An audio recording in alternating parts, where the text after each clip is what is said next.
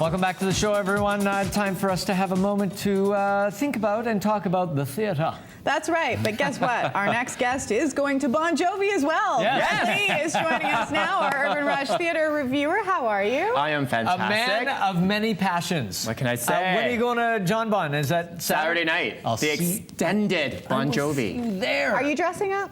I'm not sure. I might have to pull out one of those 80s wig? wigs. Yes. Wig, Yes. sleeveless T-shirt, couple tears in the jeans. You're good to go. Okay. It should be a fantastic Fred, let's talk concert. about the theatre.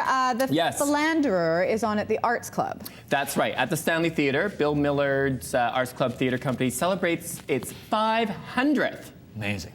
production. That's amazing. I know, isn't that unbelievable? Amazing. With a bit of a dusty play, I have to say. Really? George Bernard Shaw's The Philanderer. Yeah. You know, kudos to the cast, great cast. Tom Schultz plays this philanderer, womanizer, has a mistress, wants to ditch the mistress for a more sophisticated gal.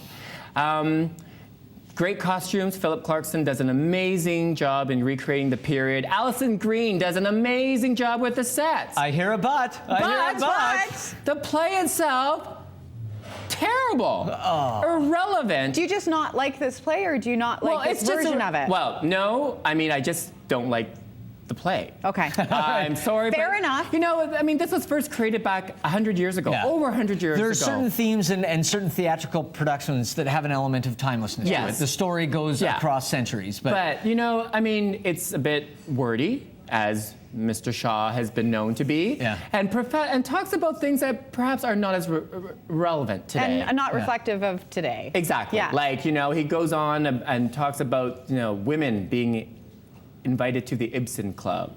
Oh, about can't do that. It's like, heaven forbid. And or women actually having a strong mind and character. Right.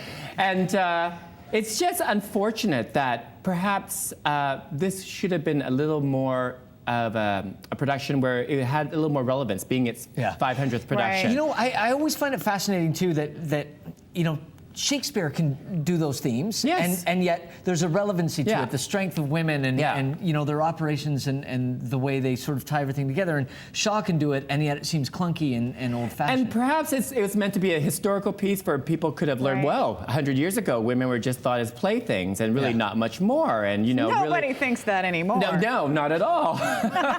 But, you know, and we're all the poorer for it. It's, you know, it has a clunky ending. It comes to a screeching halt. I mean, I don't know. But well acted? It was, I was going to say, a strong cast, a great set, costumes. I really don't think could have saved this production. And Rachel Dieter does an incredible job of doing her best in the direction. But you know you're in trouble when you're trying to throw in some comic relief to keep the crowd amused. And there is a very comical character and scene. But overall, the relevance, I don't even feel like I need to ask. I hated it. I'm sorry, I absolutely hated it. Really? You know, judging by the fact that come second act, half the seats are empty. Oh, no. On opening night. Oh, that's terrible. You know, I know. You know. That's terrible for the actors, too. I know. All right. What about the theater reviewer that has to still sit through the second half of it? Let's move on to Cavalia. I saw you and your mom at Cavalia. Yes. She was enjoying the buffet. Yeah, she very much was. You know, it's been much anticipated. It's already, you know, extended twice, I think. Cavalia is, of course, this incredible production brought to us by one of the founders of Cirque du Soleil. And it is really talks about the relationship and marriage between humans and horse. And if you're a horse fan, you're going to love Cavalia. I have to admit, I wasn't sure what I was anticipating or expecting. Beautiful production values. I mean, you two are there. Beautiful production values. There's great music. There's great acrobatics. There's horses. There's horses, yes. 49 of them. 49 of them. And not one mare.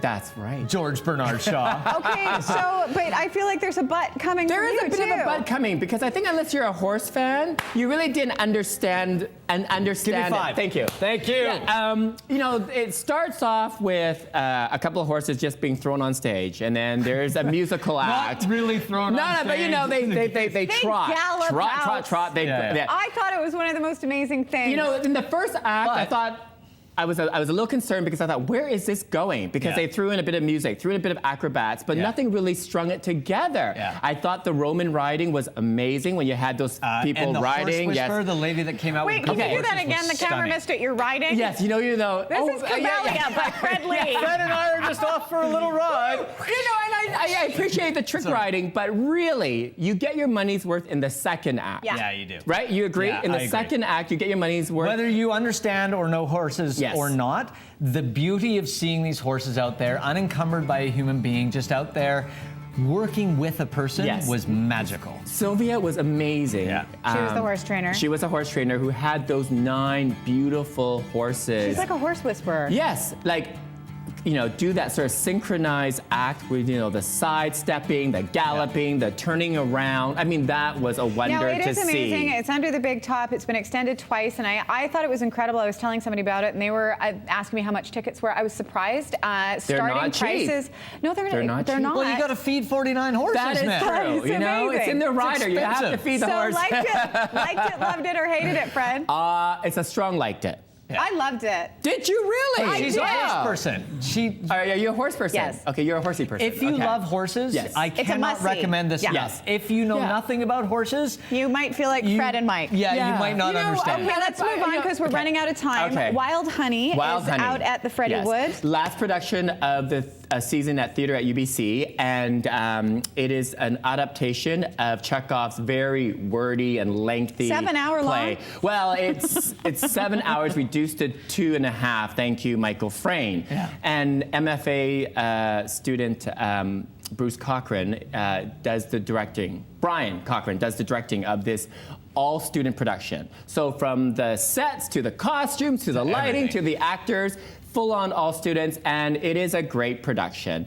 It really talks about why is it that women fall in love with the biggest loser sometimes.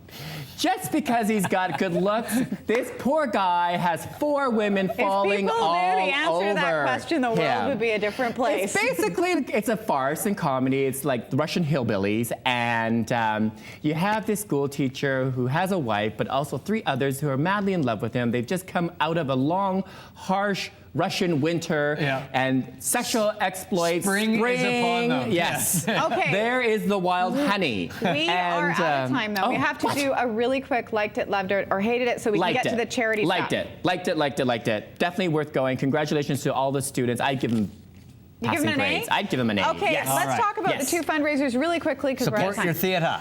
Easy way to support your theater. Of course, we've got the Vancouver Playhouse International Wine Festival that starts next week. Yes. Support by drinking. That's it. If you're a big fan of wine or theater, go support. There's some 100 events going on in the next 10 days. Fantastic events. Of course, all the proceeds go to the Vancouver Playhouse. Nice. And secondly, the Vancouver East Cultural Center, or lovingly known as The Culch. They have their annual fundraiser, Paris with Love.